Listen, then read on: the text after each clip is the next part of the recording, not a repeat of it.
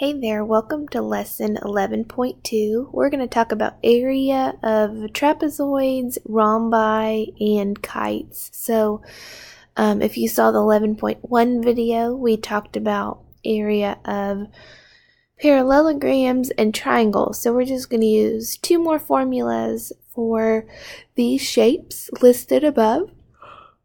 And we'll also review a little bit about what makes each shape a trapezoid, a rhombus, or a kite. So just to get started, just a little bit of vocabulary. The height of a trapezoid is just the perpendicular distance between the bases of the trapezoid. And remember, those bases are actually the parallel sides. So we're going to look for the parallel sides and then that line that is perpendicular to it. So that is going to be how we can identify our bases and how we can identify that height.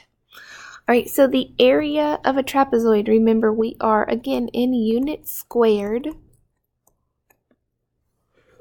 for any area.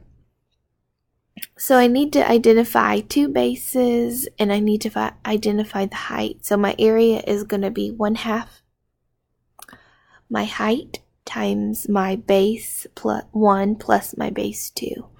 And it does not matter which one you call base 1 or base 2. But just as a reminder, remember parallelogram has two sets of parallel sides. Those are called my bases. The other sides are called my legs. And those sides are actually going to have your consecutive angles are going to be supplementary. Now, there's special trapezoids that are called isosceles where the legs are congruent, but not all of those will be like that. So those are the two things that are pretty important for us to remember. So here's my height. Notice it is perpendicular to not only my base 1, but it also will be perpendicular to my base 2. So that's how I can identify all three of those sides that I need.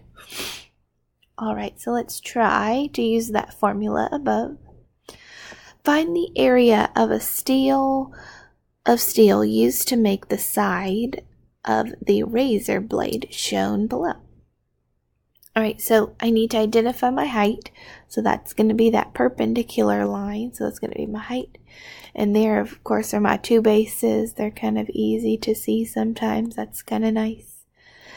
So that's base 1, base 2. So I'm just going to say my area equals 1/2 times my height times 3 plus 2.5. And remember your order of operations. You're going to do this part first. So make sure that you do that in your calculator before you go on or use those parentheses. So when I get done, I'm going to say 1/2 of 5.5 times 1, which is 5.5. So my area is going to be 2.75. And then I'm going to label centimeters squared. Alright, if you want to stop this video and do your check your progress. There are your answers and your work. Alright, another type of problem when you look at trapezoids is you might just be given only this information. So we design a deck shaped like a trapezoid shown below. We need to find the area. So sometimes you may need to find the area to see how much wood you need. So when you go to Lowe's or something, you can get enough wood to cover that deck or something like that. So I notice that I have my base 1 right here, which is 9. And yes, I see 4, but sometimes they'll give you 4 as this outer edge, which you can actually pull inside to be your height that goes straight down from your base 1 plus base 2. So that is going to be your height, which will be 4. But notice I don't have my other base up here. So how could we find it? Well, that pink line can also go from this point to this point. So if you notice, I can then use this right triangle right here to help me find the leftover of my base 1. So if you pull it out, I'm going to solve for this part right here, which will then give me this, which will then be able to pull up there to give me that. So if you look over here, I'm just going to use that Pythagorean theorem because of that right angle. So 5 squared equals 4 squared plus x squared. If you notice, that is a Pythagorean triple, so you can go ahead and do it that way.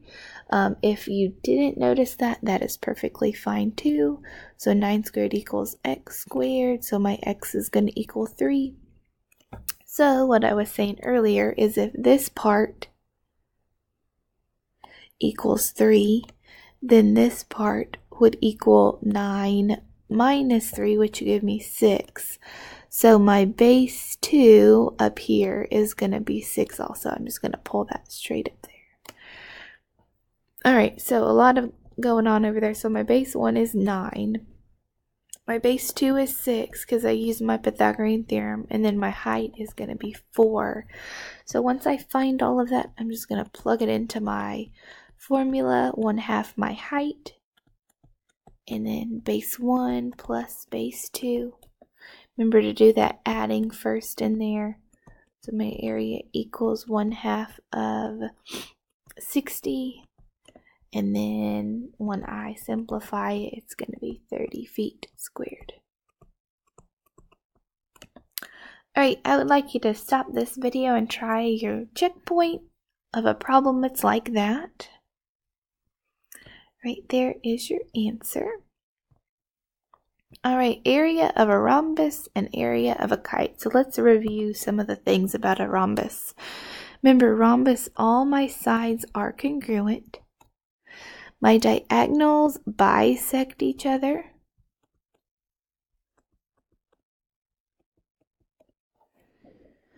Opposite angles are congruent.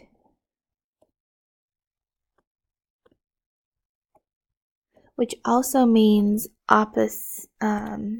this angle would be bisected. So those two angles are congruent to those two angles. And then these two and these two. And then one of the big things that can help us is that my diagonals are actually perpendicular. So I know there's a lot going on when I just talked about that, but notice that this information can possibly help us to finding one of those missing sides if needed. So I'll review that in just a second. Alright, going to a kite. We have 2 sets of congruent sides. We also have 1 pair of congruent angles. We have 1 diagonal that is bisected. And again, the big thing here is we have our diagonals. That color doesn't really show up. Our diagonals are perpendicular. So again, if you notice, I have 2 right triangles that may be able to help us with a missing part of my diagonal, a missing side, something like that. Alright, so what I'm talking about is you may, because if you notice your formula, it's 1/2 my diagonal 1 times my diagonal 2. So I may be missing part of my diagonal. So I may be given, let's pull this out. I may be given a side length of my kite, which let's just say is 5. And maybe I'm given this part of my diagonal is 4. Well, if I can find this, which is right here, I could then find my whole diagonal, which would be multiplied by 2. So again, using that Pythagorean theorem can probably help you find something like a diagonal, or maybe you're trying to find something else, maybe a side length of a kite for a perimeter or something like that. So just keep that in mind, or keep that in your back pocket in case you need it. All right, let's try that formula out. So 1/2 my diagonal 1 times my diagonal 2. So I'm going to say my area equals the whole diagonal, which would be 7. So 1/2 of 7. And then my other whole diagonal, which would be 12. Just plugging that right into your calculator, you get 42 feet squared. Nice and straightforward, straight to the point. All right, so notice this part is only 7, so here is 7 also. This part is only 9, so here is 9. So my area, again, this is a rhombus, because my diagonals are bisected. So I'm going to say 1/2 of 18, the whole diagonal, times 14. Make sure you're using the whole length. My area equals 126 inches squared. Alright, if you'll take just a second to stop this video and do your check your progresses on the next page. And here are those answers. And last, using some algebra. One diagonal of a rhombus. So I see rhombus. I know that I'm going to have my rhombus my area equals 1/2 diagonal 1 times diagonal 2. That's the formula I'm going to use. So one diagonal of a rhombus is 1/2 as long as the other diagonal. Alright, so diagonal 1 equals 1/2 as long as diagonal 2.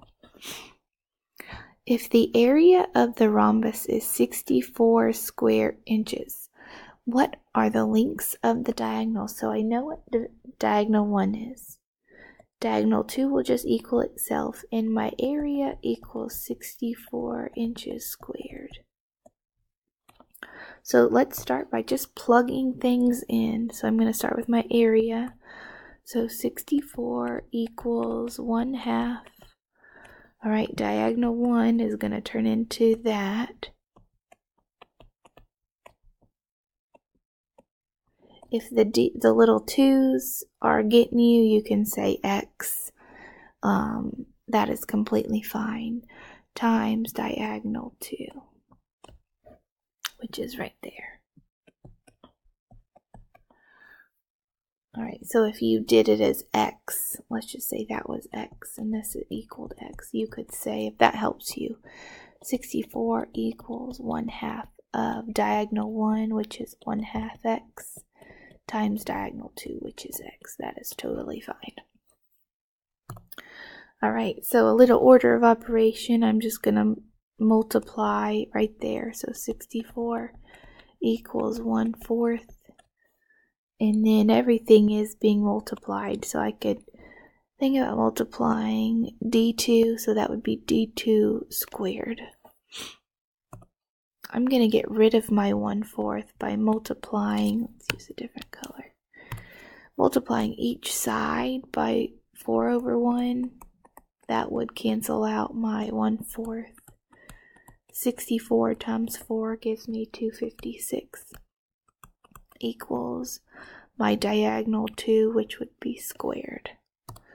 Alright, so to get diagonal 2, I'm going to square root it.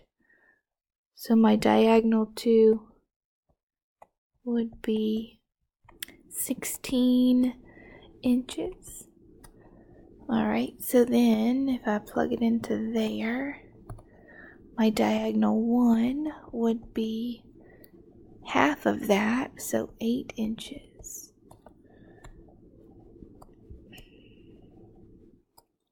Alright, and last, here are just all of your formulas wrapped into one little box. So hope this information helped. We just went over area of a trapezoid, 1/2 height times that base 1 plus base 2, and rhombi in kite is 1/2 diagonal 1 times diagonal 2.